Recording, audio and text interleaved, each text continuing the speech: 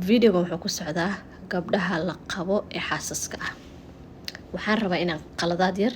halkaan aad ugu dheereyno inaan iska saxno waxaan doonayaa gabar walbo la qabo inay caabo buug iyo qalin soo qaadato go'aan ay qaadato nafteedana ay discipline gareyso naftan discipline u baahan tahay waxa ay hore naftaada u qaban jiray marka maanta bilowdid waxay kaaga baahan tahay inaad discipline siisid waqti gelisid u baahan tahay isnaad easy inay haraka ka qaadato waxaan rabaa inaan ku sheego gabaryahay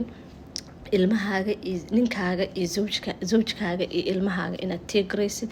oo aa wanaajisid waa wax wanaagsan gabadha ninkeeda markay wanaajiso jannadayba ku tagaysaaba waa wax good ah waa wax fiican laakiin waxaan rabaa inaan idin sheego ilmaha iyo zawjka inaad naftaada ka hormariso maadaama tiirka guriga aad tahay hooyada guriga aad tahay waa inaad schedule leedahay guriga intaada usoo gadin daah iyo qashin iyo roob iyo balaayo intaada soo gadin waa inaad marka hore istaagtid oo isdhexdid okay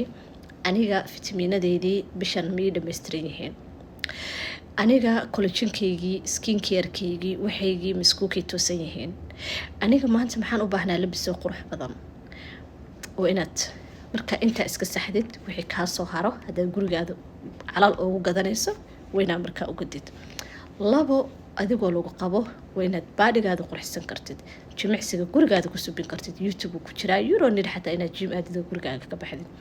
saddex haddaad hadaf leedaad hami leedaad rabtid inaad wax qabsatid inaad horumar samaysid ama inaad qur-aanka xifdisid inaad wax baratid inaad shaqaysid all that haddaad rabtid waa inaad hadda maantada la taagan yahay adigoo xaas ah oo lagu qabo oo qurux badan waa inaad qofkaagii aad ka dhamaysan kartid aad fareen la noqon kartid ood maanta